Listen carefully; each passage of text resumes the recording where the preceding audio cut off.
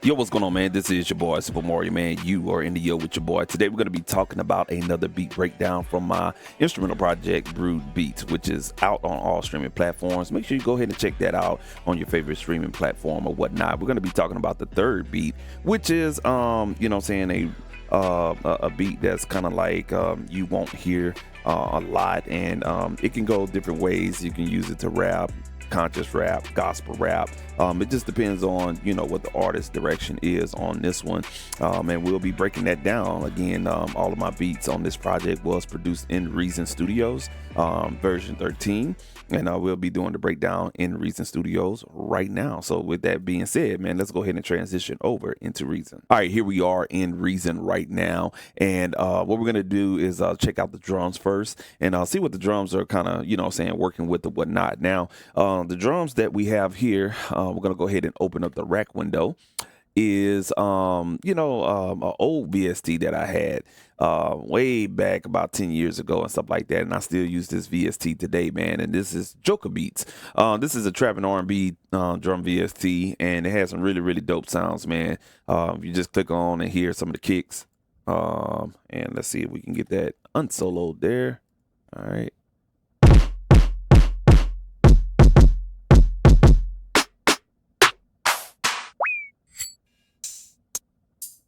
Some really good sounds in this particular VST, and I backed it up with a VST from Decap. This is the Knock VST plugin. I'm quite sure all of you guys have heard about the Knock plugin.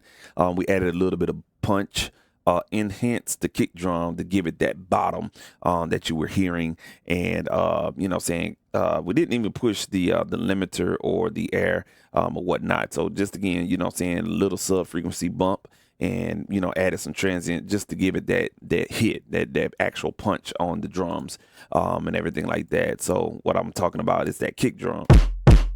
If we bypass the plug-in and we bring it back up here, you see what I'm saying? We don't have that sub harmonic frequency, and the transients is not really popping.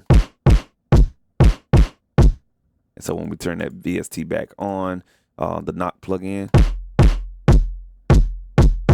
you can really get the bottom side of that kick, and you can really get the snap of the kick as well. All right. So when we go back to the sequencer, you can see here, it's right up in here, far as, what we are producing here. So we started out with like a hi-hat in the first 4 bars, and then the next 4 bars leading up into the verse, which is still the intro right here. That's where you hear the full drums of this particular VST. Let's check it out.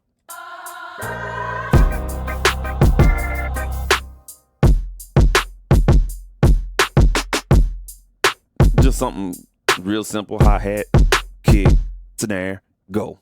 You know what I'm saying? Just like that. Something real simple, or whatnot. Now, when you hear it and you put it with the track, and I'm gonna take out this other drum VST, this is how it will sound. It doesn't sound like it's really full and it's really, finalized as far as the drums is concerned, but you definitely get that foundation down. All right, check this out.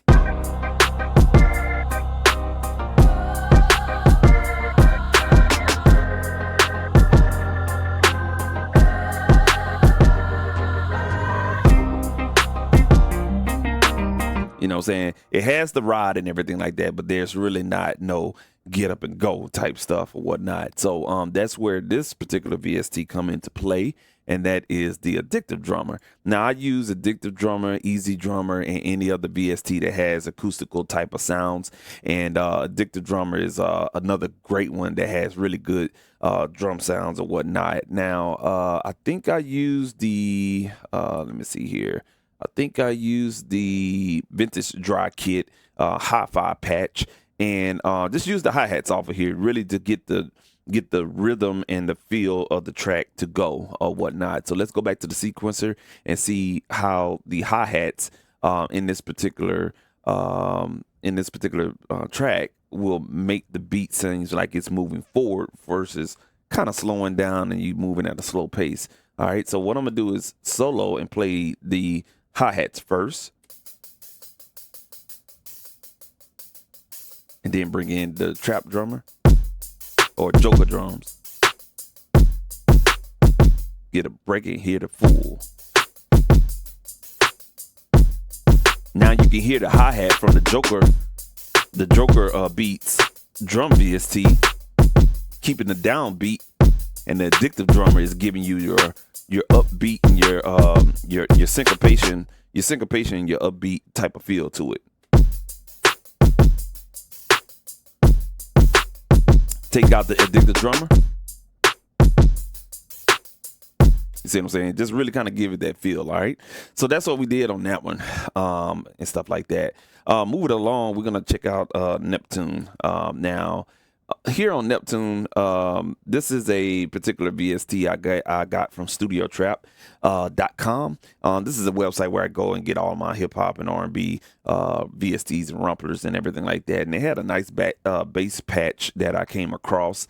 And everything like that. Now, I did have some effects on here that wasn't playing, so you're gonna hear it without the unfiltered bass. Let me see here. That's probably why it's not playing. Let me see. I have to kind of log into the the plugin every time. I haven't used it in a while, so let me get that popping here. All right, here we go. All right, cool. So this is we use that instrument and we use unfiltered audio basement, really just to give it some bottom end and everything like that. So if we were to go back to the sequencer and play that along with the drums, I'm going to start right here on board number 9. That's the VST.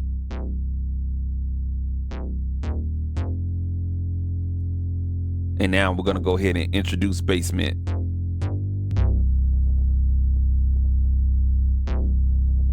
Bypass basement. So it's just really kind of filling out that low end. And we play it with the drums.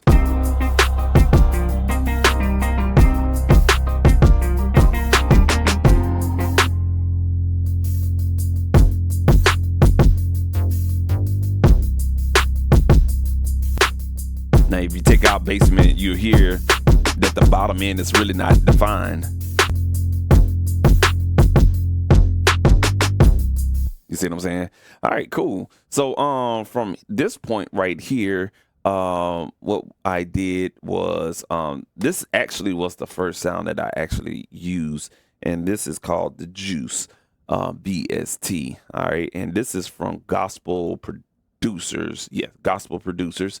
And this is the Juice VST, and I used a piano sound that was really dope in here. And let me see if I can navigate to it. You know what I'm saying? And the effects they have on here is this little tape cassette type of sound to it. And so once I found, like, you know, what I was going to do with that, we'll go ahead and play that now with the drums. It's 2 MIDI performances or 2 MIDI parts, one for the low end, and then one to kind of give it the chords type of sound that I'm looking for. All right, and we play all that together.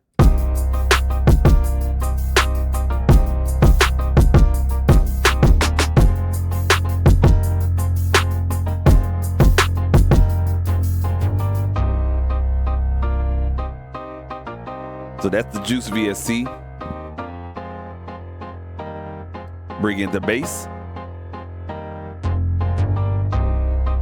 And then the hi-hats. And then the drums.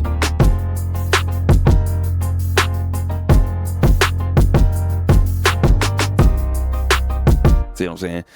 So that was the Juice VST right there. And then, you know, when you got that feel, now it's starting to sound a little soulish, a little bit of hip-hop soul or a gospel type of beat and stuff like that. You got to have an organ, you know what I'm saying?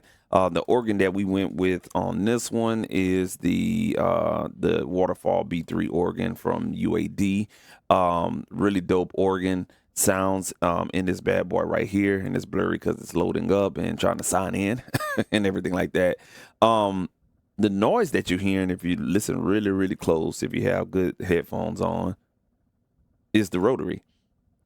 That's the Leslie right here. The Leslie amplifier or the Leslie speaker. It's, if you ever been in an old school church, and you've seen a box right there next to the organ. That is the Leslie. And basically you got a tweeter horn that's rotating at the top, and then there's a drum, like a drum at the bottom. And when you mic those, you can get that woo and stuff like that. So it's hard to describe an organ sound, so to speak. But you know, we all know how the organ sound works and everything. So when you put the organ sound together with everything that we got so far, I'm going to play the first MIDI part right here, and I forget how that sounds isolated, but let's see how it sounds.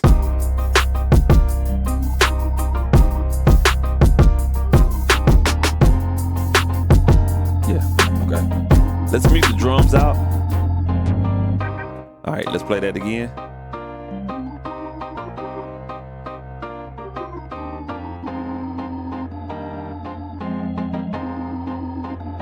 And then we're gonna hear the top part.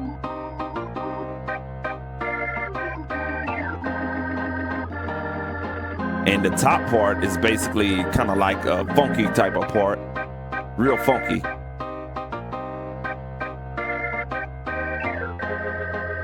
Got to make sure you get the keys, the glissando. And this is what it looks like.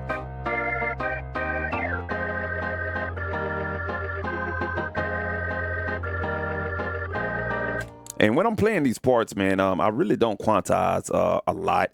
I just really kind of play off on feel. If I do have to quantize, it's going to be at a very, very, very small percentage. As you can see here, when I click on this particular clip here, is at 25%. So we're not really kind of trying to make it so robotic. You really want to have that human feel to it. So that's what we're doing, just really making it, humanized feel to it or whatnot. And that goes with not quantizing at 100%. No, throw your percentage back on your quantization. Sometimes challenge yourself and not quantize past 50%. Then you'll be surprised how much of a natural feel your music will have, for sure. When we put that together with the drums and the bass, you'll kind of get a whiff of what it's going to sound like.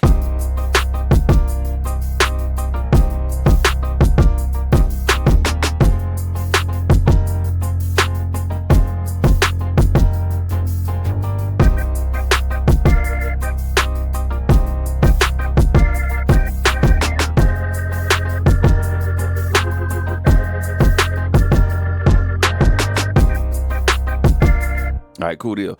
Now we're going to move on to this particular VST right here. I don't really know what this one is, but it's a contact player. And I think this one is, let's see here. Let's check out Contact Portable 1. Yeah, this one right here. This may be a guitar sound. And I'm very confident it is a guitar sound. And we're just going to wait for it to load up here. All right, cool. And the guitar sound that we're utilizing is the Orange Tree Evolution Jazz Arctop, excuse me. And if we can go down and find that particular one, this is it right here. So this is going to come from Orange Tree Samples. It's a contact library that has really, really, oh my goodness, fire guitar sounds, man. Check out the Orange Tree Samples Evolution series for guitars. I use them all the time. And this one right here, we used a patch called Alligator Shoes. And we just kind of implemented that in a part in the sequence window right here. It's pretty much the same performance, so there's no difference. It actually starts right here. So let's check it out with everything else that we have so far.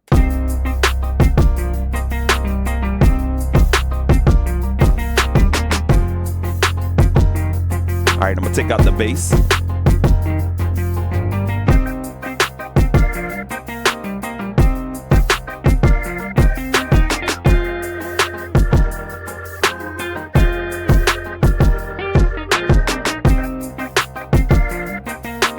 We just got to repeat.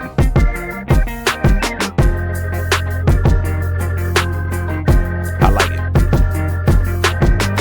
So that part right there was just really to start defining the groove okay, what direction we're gonna go down. We kind of like with all the sounds that we have a groove, we have some idea, you know what I'm saying? And so now you have to start curving it and really kind of start making things make sense for us, the idea or the melodic idea of the track. So that's where I kind of threw that guitar in right there. All right, move along. You know what I'm saying? We're gonna go into the hook part, which is over here. We're gonna fast forward right here. Now this is where it get really interesting. I think I got another guitar part here. And if we go to the rack view, that will be this one right here. And I used a old refill that I had ever since 2005. This is coming from Sonic Reality instruments of the 60s and the 70s. There was a guitar patch in here, and you know what I'm saying, I just kind of play something just to kind of complement the little guitar part that you heard previously. But what we did differently was we used Overloud THU Slate Edition and just threw some guitar effects on the actual patch just to give it some realism or whatnot. And this, I clicked on it to open it up to show you guys the effect. And it takes a while to open up this VST. But what we did was we just used a patch. I just picked something. I don't even remember what I picked, but we chose a no, I don't have it anymore. But whatever sound I had in here, we chose a it was a IR, and then we got it running through like a phaser and a reverb. All right, and it's probably not going to sound the same, but you'll get the gist of it. All right, and it's just like a little melodic hook part that we have in here. So let's go ahead and check that guitar part out.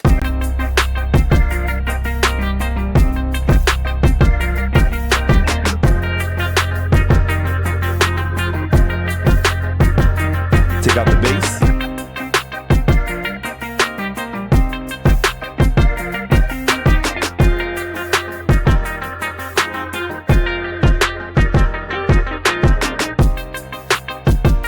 That same part right here.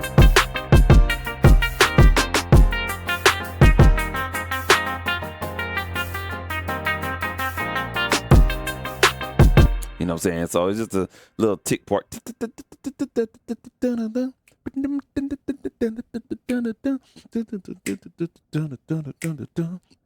You know what I'm saying? Just to really kind of give it some rhythm and keep it going and whatnot. All right. And I think I probably showed you guys the wrong part there. I sure did. I showed you guys the wrong part or whatnot. Let me go up here and pull that one up. So what you heard, that was actually another Orange Tree sample evolution library, and it was the rock standard. This one was the Rinse Cycle patch, and rock standard, it's this one right here. So it's just a different type of guitar. I think this one is a Gibson type of guitar here, and I just chose a patch that fit. The one that I was talking about with the old Reason refill, well, it's this pattern right here. And I apologize for that. I actually kind of messed that up a little bit here. But it's going to be this one right here. All right. Let's see if we can go ahead and isolate that real quick.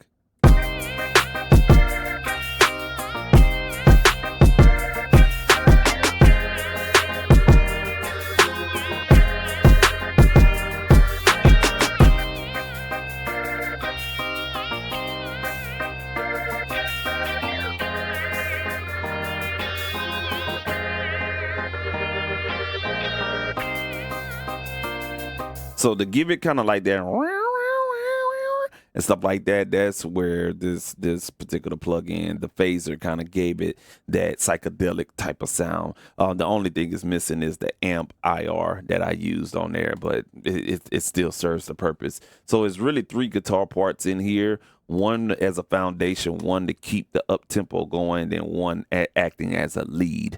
So it's a 3-part guitar part in here once you get into the hook. And here's how everything sounds with the bass, the drums, and everything we talked about previously.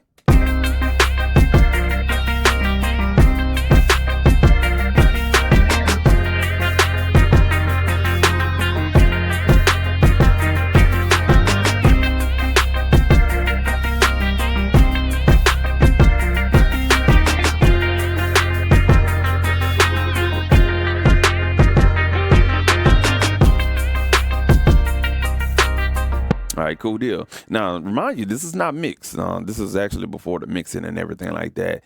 All right, so one more other thing I wanted to add in here, and I forgot, so I had to kind of add this clip in here. My apologies on that, but for the different background. But you can see here the lead synth that you're hearing in the hook. This is the Jupiter 8 from the Rolling Cloud subscription and everything like that. And I added this in there just to kind of give it a nice finish, polish on the actual hook. The patch that I chose was out of the category A2 bank, and it was lead in sync. All right, and if you click on that, it'll be down here. Actually, I thought it was in the A bank, but I guess I stand corrected. It's one of the expansion packs that comes with Rolling Cloud. It is the Epic J Scott G, and it's on A2 lead in sync. All right, and now this patch is really, really cool.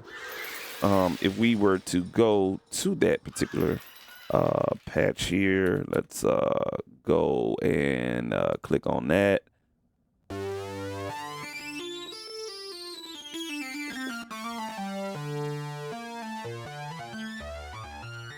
So we in a monophonic, we have a monophonic patch in here, and it just really, I like how the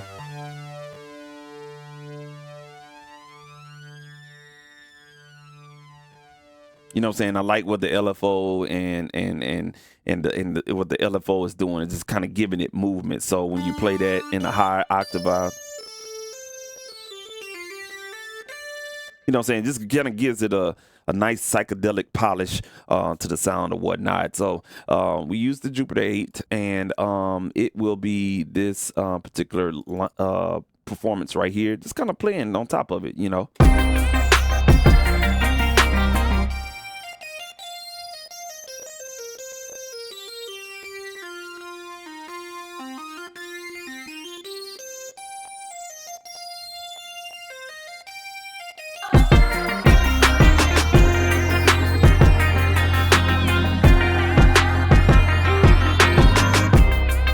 You know what I'm saying? Just playing on top of the hook. And that was the last instrument I used in here just to give it that polish finish or whatnot. So yeah, man, the Jupiter 8, man, it really, you know what I'm saying, signed off on the whole track in the hook. Let's hear it one more time just for two measures.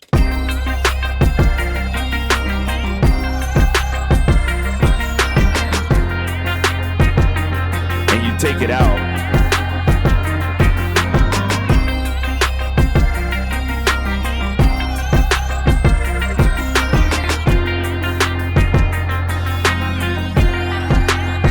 So when you take it out, you definitely feel like something else could be added. Not really, but really. You feel what I'm saying? And that's where the Jupiter 8 really, you know what I'm saying, signed off on this track, man. All right, let's take it back to earlier. So talk about the last and final sound is actually like a gospel sound that I used in here. It was like a gospel choir, and it's this particular contact player right here. This comes from music sampling, and it's a gospel choir. This is probably one of the best choir sounds that I came across in a very, very long time. I love trying to find some really, really good choir sounds, and they're very, very hard because it's difficult to replicate, you know, a lot of people singing in unison or whatnot. And I got this from this company right here. This is producersources.com, another site that I go to and buy VSTs and sounds and stuff like that. And it's very, very multi-sampled. It's a big library too, very, very big library. But this is it right here. You can definitely get it on producersources.com, just the FYI for you guys. But you know what I'm saying, just to hit some keys. So this was the patch, all sustains ooh to it's almost like a ooh to o. So it's almost like a ooh, ooh, ooh, ooh. I can't sing, but you get the idea.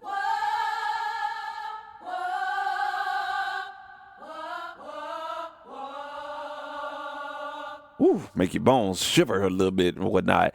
So we just kind of played a little riff in the hook and also in the first part. And, you know what I'm saying, not use many notes, just kind of keep it real simple. And when you put that with everything else previously, this is how it sounds. Oh, excuse me. This one.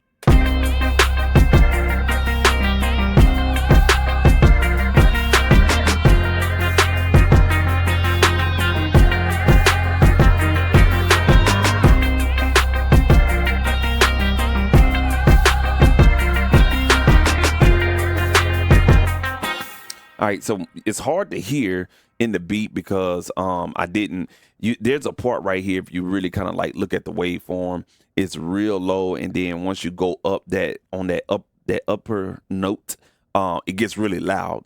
So when I was mixing this, I had to clamp down on the compression really, really hard to really bring out the choirs and everything like that. But it worked or whatnot. But I have to solo this so you can actually hear the whole performance. Get loud.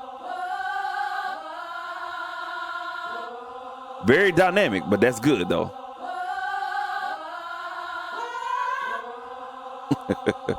All right, cool deal. So you get the idea. Very dynamic section, but you know what I'm saying, with the right mixing skills, compressing it, and you know what I'm saying, doing some clip gain, you get it right just like you want it and everything like that. All right.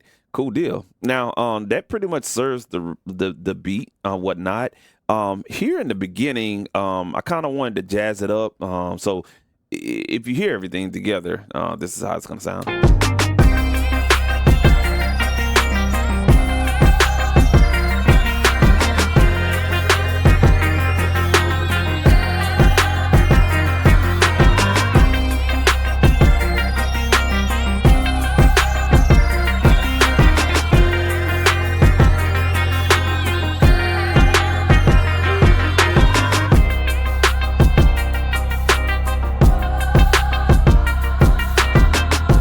You know what I'm saying? I bounced it down just so I didn't have to use too much of the CPU and everything like that. What I was going to get to, though, was in the beginning, you see these orange clips here.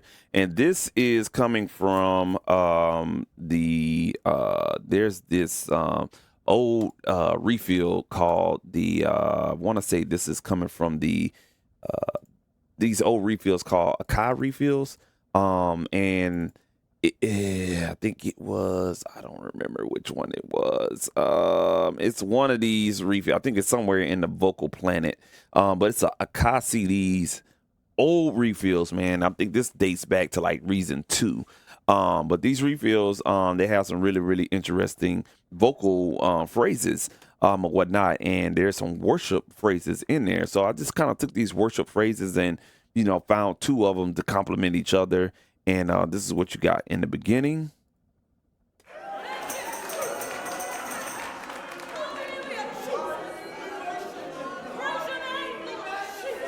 All right, cool deal. One of them, it keeps on going. If I play one of them, I think it's just the talking in the background. Yeah, that right there. And it's just kind of like a celebration. And then the other one, I think it's just the lady, if I'm not mistaken. Or it could be the same one with the lady. Let me see here. Yeah. So they sound like same, but it's got that lady in there. And then when you combine both of them together, it sounds like a big full church. Here's what we're talking about. So I just took that idea right there and then kind of chopped it up a little bit at the end, at the ending right here, and just kind of played some notes. And I was just, at this point, it was just really a groove. So when you play it with the track right up in here at the end.